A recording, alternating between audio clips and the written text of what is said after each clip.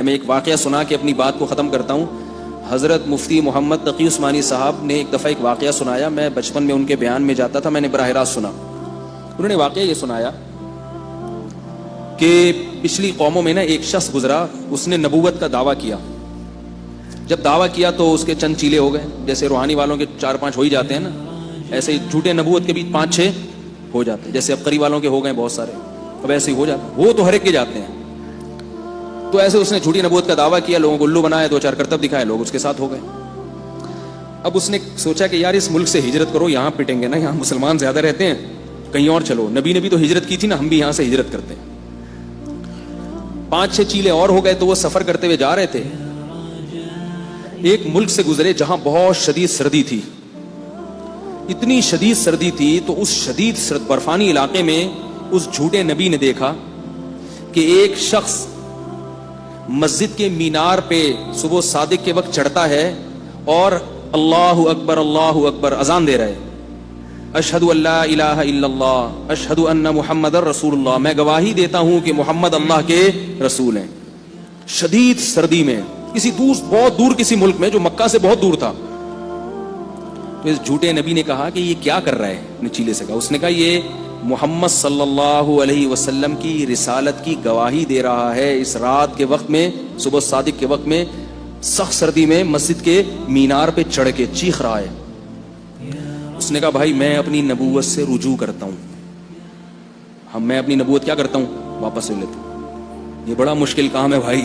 ٹھیک ہے, ہمارا کوئی بھی ایسا نہیں ہوگا چیلا جو رات کو سردی میں کھڑا ہو کر ہماری نبوت کا اعلان کرے. یہ سچے نبی کے ساتھ ہی ہو سکتا ہے, جھوٹا نبی اتنا نہیں پنپ سکتا. جھوٹے کے قربانی دینے والے اتنے نہیں ہوتے واپس, اس سے پہلے کہ کوئی مار دے ہم کو. ٹھیک ہے, نبوت تو ہماری ویسے بھی مارکیٹ میں چلنے والی نہیں ہے, اتنی قربانی کون دے گا ہمارے لیے.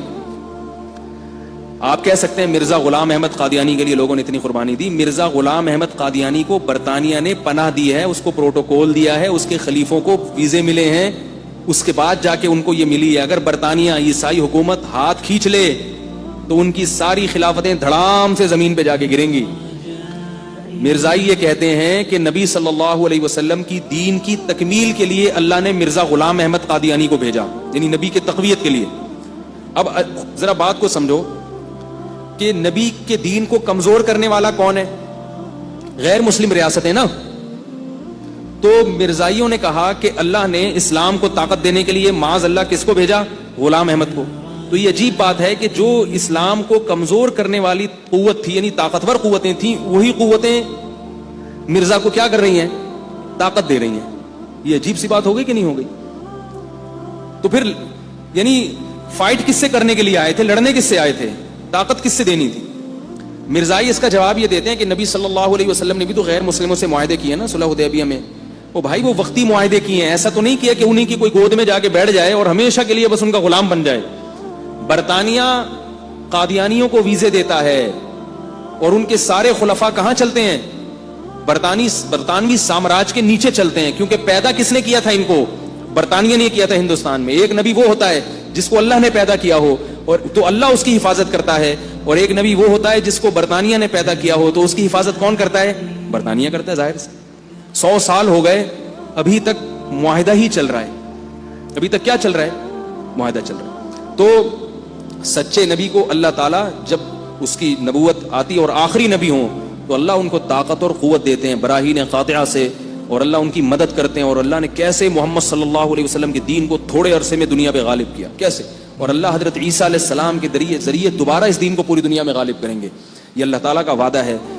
تو اس لیے میں عرض کر رہا ہوں کہ قرآن کی صداقت پر ایمان لائیں. اگر یہ اللہ کی کتاب نہ ہوتی تو کسی جھوٹی کتاب کو پوری دنیا میں اتنا زیادہ پروٹوکول نہیں ملتا. ہمارے حضرت فرمایا کرتے تھے کہ ہم ہندوستان میں دیکھتے تھے کہ قرآن مجید کی آیات سن کے ہندو بھی ڈر جایا کرتے تھے, ہندو بھی ہل جایا کرتے تھے.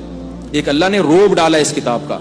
تو اس لیے ہمت کے ساتھ, دل جمعی کے ساتھ, شوق کے ساتھ اس کو سنا کریں, سستی اور کاہلی کا مظاہرہ نہ کریں. رمضان اور قرآن کو آپس میں مناسبت ہے. اللہ نے اسی رمضان میں یہ قرآن کو نازل کیا. ہمارے نبی صلی اللہ علیہ وسلم قرآن مجید کا دور مکمل کیا کرتے تھے.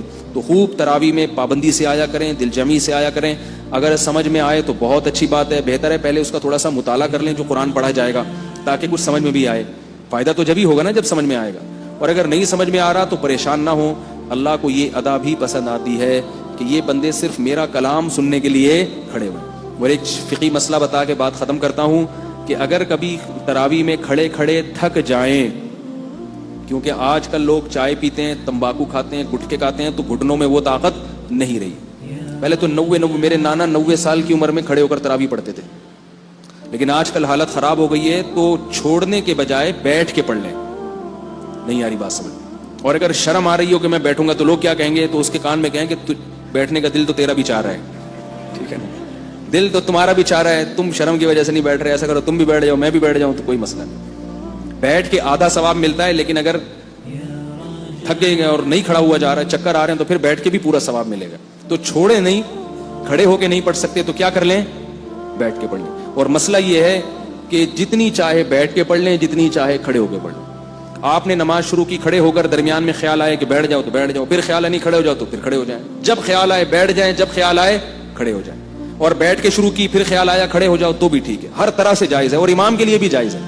میں نے ایسے بڑے علماء کے پیچھے تراویح پڑھی ہے جنہوں نے پوری تراویحیں بیٹھ کے پڑھائی ہیں, کیونکہ نبی صلی اللہ علیہ وسلم جب بیمار ہو گئے تھے تو آپ صلی اللہ علیہ وسلم نے نماز بیٹھ کے پڑھائی تھی. تو تراویح چونکہ نفل نماز ہے, سنت مؤکدہ ہے, نفل کا مطلب فرض نہیں ہے لیکن ہے سنت مؤکدہ, تو اس کی تاکید ہے. تو چھوڑے نہیں, کھڑے ہو کے نہیں پڑھ سکتے تو بیٹھ کے پڑھ لیں. اور یاد رکھو نبی صلی اللہ علیہ وسلم کو وہ عمل پسند تھا جو پابندی کے ساتھ ہو. جوش ہے, ابھی چاند نظر آ گیا تو مسجد بھر گئی ہے, اور آہستہ آہستہ آہستہ آہستہ پھر غائب ہونا, ہے کیا ہے یار چھوڑو یار کیا, تو ہمت کر لیں آ جائیں. جب دن بھر روزہ رکھیں گے تو تکمیل ہو جائے گی تراویح کے ذریعے. اللہ تعالیٰ مجھے بھی سمجھنے کی توفیق عطا فرمائے اور عمل کی, اور آپ حضرات کو بھی. وما علینا الا البلاغ.